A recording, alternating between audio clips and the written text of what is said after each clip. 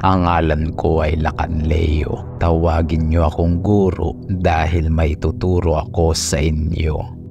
Kapag toxic ang isang tao, madalas iniiwasan natin ito at hanggat maaari ayaw nating papasukin ito sa buhay natin. Ngunit masama magbiro ang tadhana, mapaglaro ang pagkakataon. Sometimes, destiny is nothing but a bad joke. Dahil kung sino pa ang inaayawan natin, sila pa ang mas inilalapit sa atin ng tadhana. But we believe that everything happens for a reason. We know for a fact na may dahilan ng lahat. Hindi mo palang nakikita. You see, life is very interesting when you see it in a different perspective.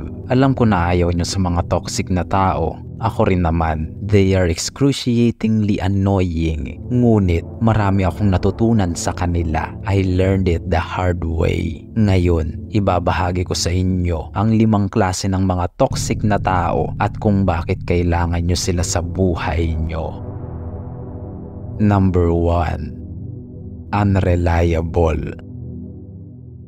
Kung nais mong maging independent at self-reliant, ganitong tao ang kailangan mo sa buhay mo. Hindi mo kailangan ng mga tao o kaibigan na palaging maaasahan sa oras ng pangangailangan. If you are aiming to be better, you gotta work to be independent.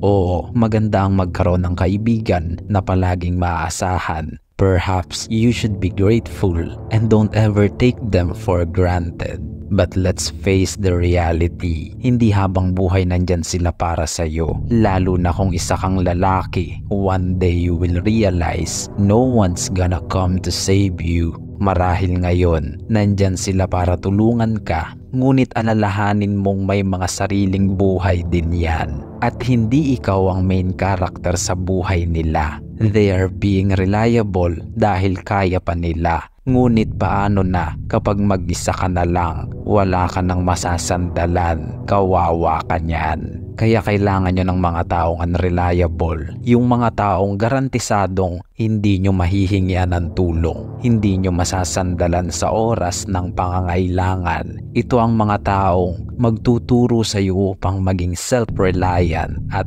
independent. Tutulungan ka nila na ma-realize na ikaw at ang sarili mo lang ang kasama mo sa laban mo dito sa mundo.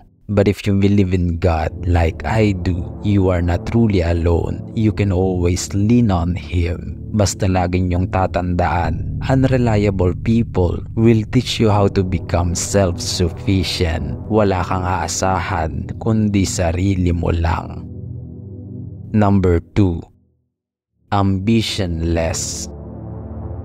Kapag usapang success, kadikit niya ng pagiging ambisyoso. Hindi ka magiging successful kung ni isa man lang wala kang ambisyon sa buhay. At naniniwala rin ako na isa sa mga factor na magdedetermine ng success rate mo ay ang mga tao sa paligid mo. Ika nga nila, kapag nasa maling environment ka, hindi ka aangat. Dapat naaayon ang paligid mo sa gusto mong marating. At kasama dito yung mga klase ng tao na sasamahan mo sa buhay. You see, kung gusto mo raw maging successful, sumama ka sa mga taong may mindset katulad ng sayo. May mga matataas na ambisyon sa buhay para maging motivated ka rin na magpursige at umangat. May katotohanan naman sa bagay na yan. Ngunit, may magandang dulot din ng mga bagay na akala natin walang silbi, gaya ng mga taong walang ambisyon sa buhay. Kailangan mo sila bilang motivation. Tingnan mo yung klase ng buhay na mayroon ng mga taong walang ambisyon. Masasabi mo bang dapat mo silang tularan? Would you be proud kung maging katulad ka nila? You get the point. Pangit man pakinggan pero gamitin mo lang sila bilang motivation dahil sila ang magmumulat sa iyo ng mapait na realidad ng isang taong walang ambisyon sa buhay. Sila ang resulta kapag binaliwala mo ang potensyal na mayroon ka. Number 3. Classic liar.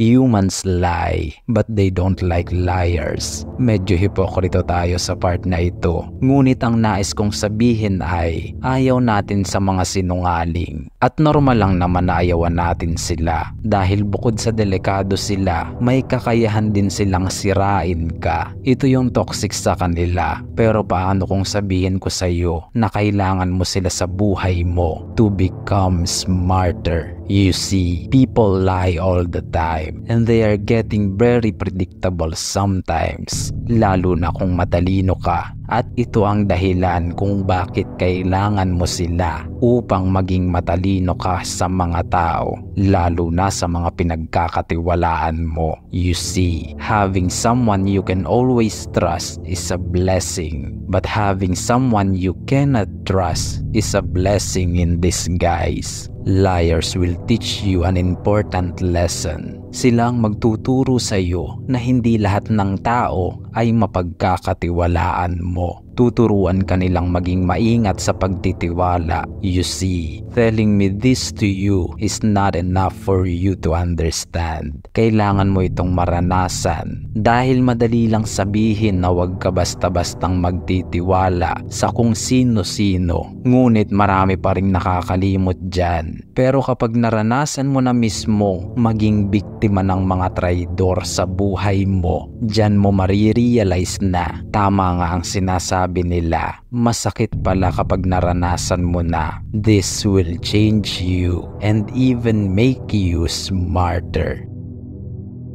Number 4. Short-tempered. Marami na akong naging video patungkol sa emosyon at pagkontrol dito. Maraming isip ang namulat sa halaga ng emotional control at ang mga kahihinatnan kapag nawalan ka ng kontrol sa emosyon mo.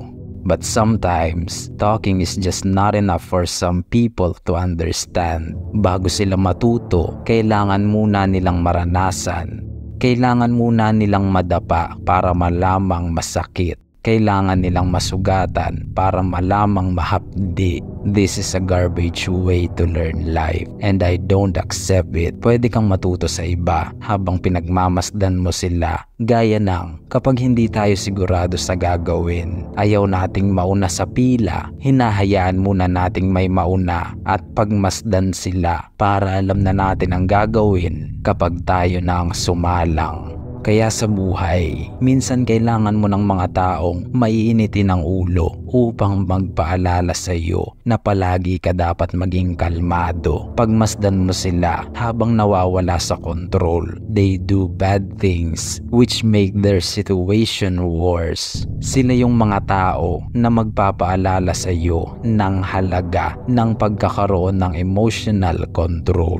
You can learn from their mistakes. At karamihan ng mistakes nila nauuwi lang din sa kulungan. Actions taken in anger can ruin your life forever. Believe me, you don't want that. Number 5. Immatures.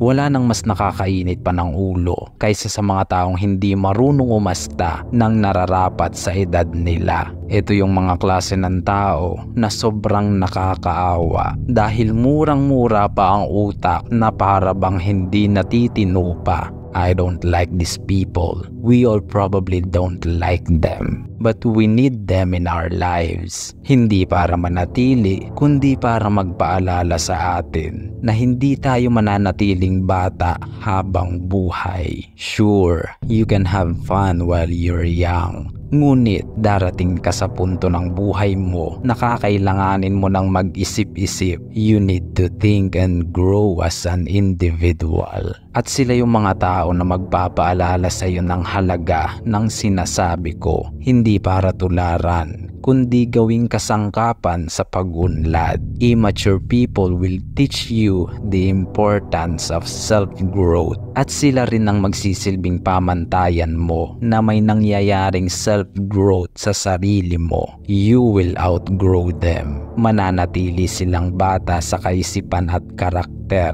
habang ikaw malayo na sa dating ikaw. Kailangan nyo ang 5 klase ng mga taong yan hindi para tularan, kundi para gawing inspirasyon to be better, stronger, and smarter. Outgrow them dahil sa paglaki ng pinagkaiba mo sa kanila, sa pag-level up ng iyong character, personality, mindset, and self-growth. Always outgrow the people around you.